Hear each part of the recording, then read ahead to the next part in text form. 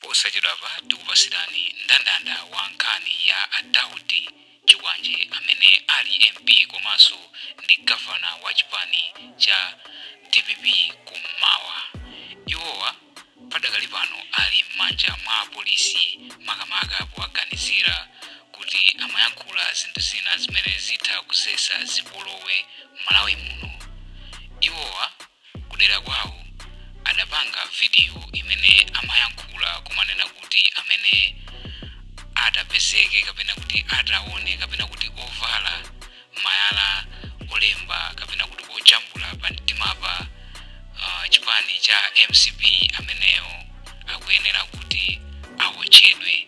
Izi zazesa mantha komanso zadabwisa anthu kuti zimenezi okhala munthu wamkulu wa udindo wake angayankhule zimenezi chifukwa chani, ndipo MCP ayankhulapo komanso DPP ayankhulapo. Sopano padakali pano tikupasani ndandanda wa zimene onsewa ayankhula DPP komanso MCP makamaka atamva speech ya Daud Chikwanje.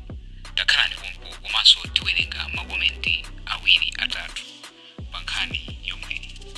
Komatu tisanatero tatiyeni tonse tionere video imene ya Daud Chikwanje timve kuti nkhani yonseyi inayambira pati ndipo anayankhula motani. Taonerani video imeneyi. Mumpeza wina kuti wavala nkhope ya Congress pa mtima ompesa chisoni kwambiri. Anthu amenewo ndiwo ngumangu awo chacha chifanda satana.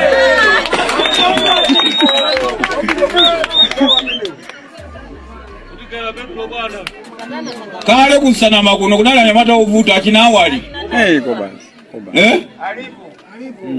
Awali kulibe. Alipo. Saka nalola zimenezo kuchitika zimenezo. Anisha disukule maliro lio. Sisi kanateka kodisa na mauja wateratu basi paka kumampeza mtu azisokoleza muno. Tiyeni tiambeni kuluma. Ovala zovala za makaka achipani cha Malawi Congress Party MCP. Democratic Progressive DPP chati ndichodabwa ndi pempho la chipani cha Malawi Congress MCP kuti chichotse wachiwiri kwa mlembi wamkulu wa DPP ya Daud Chikwanje pa udindo wawo. Chikwanje kumapeto a sabata yatha adauza anthu otsatira DPP kunsanama mboma la Machinga kuti anthu amene akumavala makaka a MCP mdelali ndiwoyenera kuwatentha.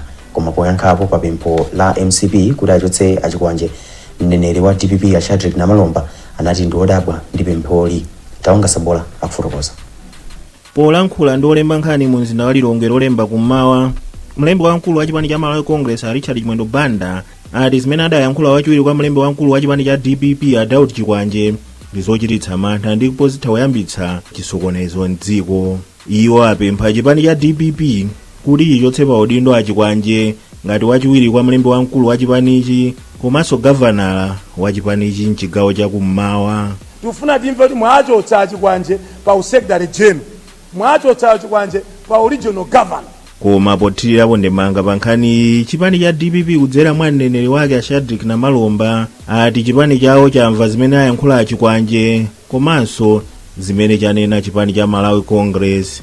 Koma iwo anati ndi okhumudwa kuti chipani cha Malawi Congress chikufuna chichotse chisoso chomwe chili m'maso mwa DPP asadayambe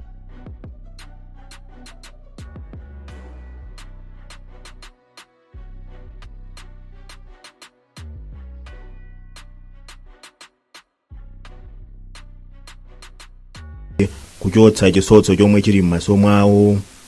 Tikuona ngati kuti no wefeyo chifukwa chake tunena chonchi chipani cha Malawi Congress Party president wawo amene ali chakwera ikupita mu 2020 adayima pa chulu ndikunena kuti kwauza Malawi ngati sindiwina zisankho zimene zikubwerazi ineyo ndikhetsa mwazi m'Malawi muno. Timuona ngati asadatiuze uthenga umenewo titachotsa Chikwanje adakapanga zoti awachotsa chakwerawo chifukwa amene adanena maona kuti ndikhetsa mwazi ndachakwerawo.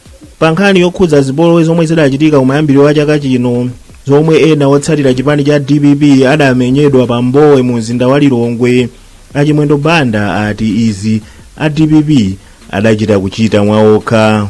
malingana ndi achimwendo banda iwo adawuzidwa ndi akuluakulu ena achipani cha DPP kuti mkanganowu udali wapakati pa chipani cha DPP ndipo iwo zisawakhudze.